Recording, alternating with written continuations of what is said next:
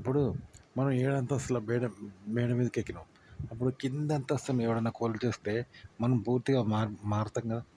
అంతేగాని అట్లనే ఉంటామా? ఉండం కదా! మన ఉనికి మారుతది. కింద పడతాం కదా! మన ఉనికి మారుతది. ఇప్పుడు బస్సులో కూర్చున్నాం అనుకో, బస్సు పోతా ఉంటే మనం ముందుకు పోతాం కానీ అదే ప్లేస్‌లో ఉంటామా? ఉండం. మన ఉనికి మారుతది. బస్సు బోర్లా పడితే మనం తలకిందులైతాం. కానీ బస్సులో నిలువుగా కూర్చున్నట్టు ఉండం కదా! తలకిందులైతాం కదా! తల కిందకి కాళ్ళు మీదకైతాయి కదా! బస్సు ఎట్లా పడితే అట్లా మారుతాం కదా! అట్లా అంటే కెమెరాకు స్టిల్ ఇచ్చినప్పుడు మన ఉనికి ఉండకూడదనమాట. పూర్తిగా మారాలి. కానీ ఆ మారే శక్తి మనకు లేదనమాట. మనంతట మనం మారం. వేరేటోడు మారుస్తేనే మారతామన్నట్టు. ఓకే. సరే వాడు మార్చినా, మనం మార్చినా మన ఉనికైతే మనం చేతిలో ఉండకూడదనమాట. అలా ఉండాలనమాట. ఓకే. అట్లుంటారు. స్టిల్ అనేది ఆ విధంగా పెడతారనమాట. అలాగే మీరు చదివిన ఆర్టికల్ కూడా ఇలాగే చెప్పాలి. ఇప్పుడు మనం ఉనికిని కోల్పోతాం కదా! ఒక బంగ్లా ఎక్కినామనుకో, బంగ్లా ఎక్కితే పైనుంటే కింది బంగ్లా తీసేస్తే అది కూలిపోతేనే మన ఉనికి కోల్పోయినట్టే కదా!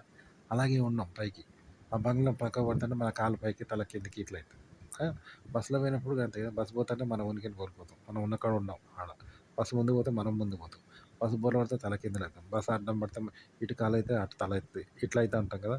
బస్సు ఎటు తిరిగితే అట్లా మన కాళ్ళు పైకి అయితంటాయి, తల కిందకి అయితంటది. ఉనికిని కోల్పోతాం. అవునా? అట్లనే వేరే వాళ్ళ వీడియో చదివినప్పుడు అది ఆ ఉనికిని మనం అలాగే ఉండద్దనమాట.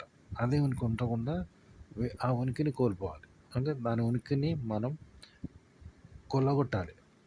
దానికి ఆ ఉనికి వద్దనమాట. అంటే మన ఉనికిని కూడా కోల్పోవాలి. మనం ఇయ్యొద్దు దానికి. మన ఉనికిని కూడా మనం మార్చుకుంటే దాని ఉనికిని కూడా మనం కొల్లగొడితే ఏమైద్ది? ఉనికి పోతది. ఆ వీడియో ఉనికి వాడు చెప్పినట్టు ఉండదు. ఆ రాసినం తిరుగుండదు. వేరేలాగా అయితదన్నట్టు. ఓకే. అట్లనమాట. ఏదో కొత్త కంటెంట్ తయారైద్దనమాట. వేరే వాళ్ళ ఆర్టికల్ చదివి ఇలా చెప్పాలి మనం. కొత్తగా చెప్పొచ్చు ఇలా.